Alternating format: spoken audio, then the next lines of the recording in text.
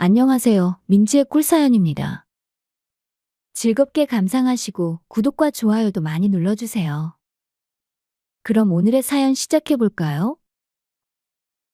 어느덧 제 나이도 40대 후반이 되었네요. 저는 어릴 적 좋아했었던 중학교 동창 친구가 있어요. 제 첫사랑 정수기인데요. 지금은 제 옆에서 세상 모르고 잠들어 있네요. 중학교 시절 처음 만났던 정수기는 유난히 뽀얀 얼굴에 귀여움이 가득했던 이목구비가 떠오릅니다. 지금은 10대 소녀의 그 풋풋함은 사라졌지만 귀여웠던 소녀의 이미지만은 간직하고 있네요. 이제는 나이를 먹고 섹시한 매력도 갖춘 멋진 여성이 되었죠. 중학교 1학년 시절, 정수기와 저는 학교를 마치면 같이 동네 뒷산에 올라가서 놀기도 하고, 더운 여름에는 개울가에 몸을 담그고 놀기도 했죠. 저는 정수기를 좋아했지만, 그때는 그런 마음을 어떻게 표현하는지 몰랐죠. 그래도 그 순간들이 너무 행복했어요. 그런 순간들이 있잖아요. 잊고 살아가지만 가끔씩 떠오르면 가슴이 훈훈해지고 행복해지는 추억이요. 정수기는 저에게 그런 추억으로 남아 있었죠. 하지만 그런 행복한 시간은 1년도 허락되지 않았어요. 정수기네 가족들이 서울로 이사를 가면서 우리는 헤어지게 되었던 거죠. 그 당시 휴대폰도 없던 시절이라 먼 곳으로 이사를 가게 되는 정수기에게 연락할 방법은 편지가 유일했죠. 이사를 가기 전날 밤 동네 시내가 한쪽에 나란히 앉아서 정수기와 저는 아쉬움에 가득한 시간을 보냈던 기억이 나요. 정수기가 이사 가는 집 주소를 적어주면서 편지하라고 했죠. 어두운 밤이라 잘 보이지 않았지만 달빛에 비치는 정수기의 눈동자에 눈물이 고여있는 듯 했죠. 그렇게 정수기와 저는 이별하게 되었고 그 후로 몇 통의 편지를 주고받았지만 차츰 연락이 끊기게 되었죠. 뛰어놀기 바쁜 중학생이었던 제가 편지를 주고받는다는 것도 쉬운 일은 아니었으니까요. 시간이 흘러 성인이 되었고 저는 대학 졸업 이후 건설 현장에서 몫으로 일하면서 근근히 살아가고 있어요. 저는 아직 결혼은 못했는데요. 돈을 많이 벌지는 못하지만 혼자 지내다 보니 돈을 쓸 곳도 없어서 다행히 쪼들리지는 않고 살고 있습니다. 평범하기만 한 시간들이 흘러가던 중 지금도 연락이 닿는 한 친구에게 초등학교 동창회를 한다는 메시지를 받게 되었는데요.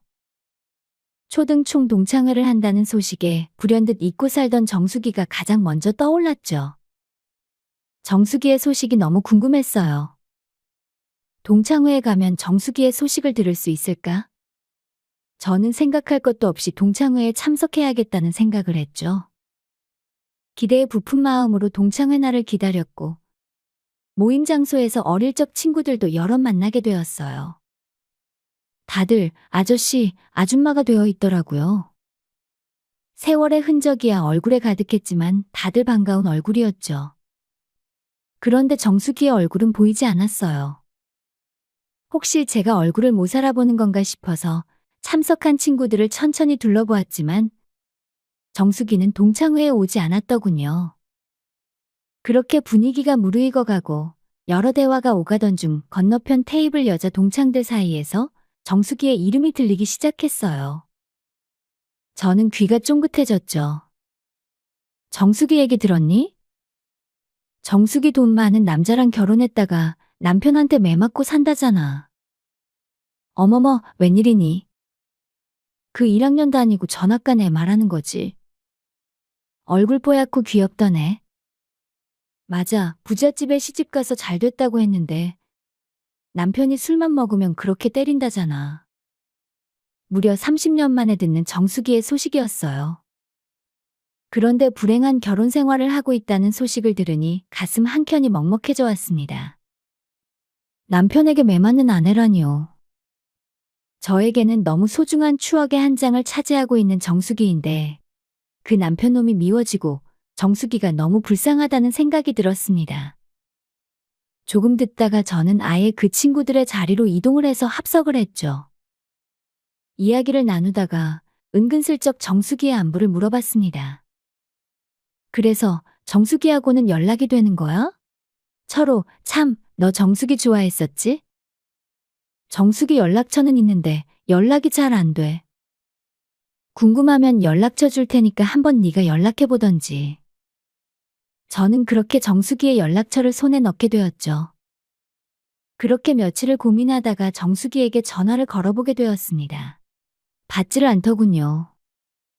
저는 메시지를 남겼어요. 정수가, 나 중학교 동창 철호야. 기억날지 모르겠다. 우리 친했었는데. 얼마 전 동창회 나갔다가 네 연락처를 받았어. 소식이 궁금해서 메시지 남긴다. 이렇게 메시지를 보내고 며칠이 흘렀어요. 답장이 안 오나 보다 하면서 잊어버리고 며칠이 지났을 때 정수기에게서 답장이 왔습니다. 35년도 넘은 연락이었죠. 너무 두근거리는 마음으로 저는 메시지를 확인했습니다. 철호야, 반가워. 당연히 기억하지. 내가 너 얼마나 좋아했는데. 그 메시지를 보고 너무나 기뻤습니다. 그래서 답장을 보내 만나자는 약속을 잡았죠. 정수기는 다음 달쯤에나 보자고 하더군요. 나중에 알게 된 사실이었지만 그 당시 남편에게 맞아서 눈이 부어 있었다고 했습니다. 그래서 그런 모습을 친구인 저에게 보이고 싶지 않아서 한 달 후쯤 만나자고 했던 거였고요. 30년 만에 만난 정수기는 어느덧 중년 여성이 되어 있었어요. 나이는 먹었지만 귀여웠던 그 모습은 그대로 간직하고 있더군요. 카페로 걸어 들어오는 정수기의 모습은 마치 영화의 한 장면처럼 감동적이었어요. 조금씩 주름진 얼굴, 살도 조금 붙은 얼굴은 정수기를 더 원숙한 여성처럼 보이게 했죠. 그래도 제 눈에는 너무 예뻤어요. 35년의 공백은 몇 시간을 대화를 나눠도 다 채워지지 않을 만큼 길었어요. 그간의 살아온 이야기들을 듣다 보니 시간도 꽤 흘러 있었죠.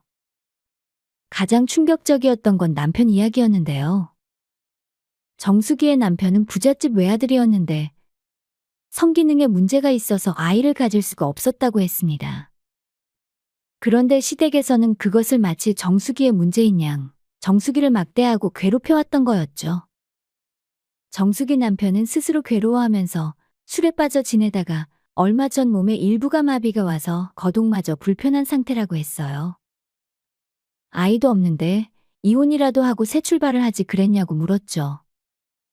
정수기는 부모님도 다 돌아가셨고 해서 혼자서 살아간다는 게 두렵다 보니 남편을 떠나지 못했다고 했어요. 그래서 제가 도와주겠다고 했습니다. 정수기가 이혼한 후 갈 곳이 없으면 제가 사는 곳에 와서 돈을 내지 않고 지내도 된다고 했죠. 일자리가 필요하면 제가 하는 몫의 일을 가르쳐 주겠다고 했습니다. 그저 용기만 내달라고 정수기에게 부탁하고 응원했죠. 저의 진심 어린 마음이 정수기에게 전해졌나 봐요. 정수기는 어렵지만 남편과 이혼을 결심했고 결국 그 남자의 그늘에서 벗어날 수 있게 되었죠. 이혼을 마무리 지은 후 저에게 가장 먼저 전화를 했더라고요. 저는 당장 차를 몰고 정수기를 데리러 갔습니다. 얼마나 형편없는 대우를 받으면서 지냈는지 챙겨온 옷가지가 여행용 가방 1개 정도밖에 되지 않더라고요. 마음이 참 아팠습니다. 그렇게 정수기는 제가 살고 있는 빌라의 작은 방으로 들어오게 되었어요. 일을 마치고 집에 오면 정수기가 저녁을 차려놓고 기다리는데요. 35년 전에 첫사랑이 차려주는 저녁 식사가 상상이 되시나요? 저는 매일매일이 감동이에요. 정말로 꿈을 꾸는 것처럼 행복하고요. 그러던 어느 날 밤이었는데요. 잠들기 직전이었는데 정수기가 제 방문을 노크하더라고요. 저와 같이 잠들고 싶다고 했죠. 풋내기 어린 시절부터 지금까지 제 마음을 다 알고 있었다고 하면서 제 마음을 받아주고 싶다고 했죠. 저는 그렇게 감동에 잠겨 그날 밤 정수기를 안게 되었어요. 첫사랑의 결실이 이루어지는 순간이었죠. 그렇게 저는 정수기와 부부처럼 지내게 되었어요. 매일매일 정수기와 사랑을 나누고 잠이 들곤 하죠. 저는 제 첫사랑을 이루기 위해 이렇게 늦은 나이까지 그 누구와도 결혼하지 못하고 있었나 봐요. 오늘도 제 옆에서 곤히 잠들어 있는 40대 정수기의 얼굴에서 저는 중학생 귀엽던 소녀의 얼굴이 분명히 보이네요. 너무 사랑스럽고 예쁜 정수기예요. 제 사연은 여기까지입니다. 들어주셔서 고맙습니다.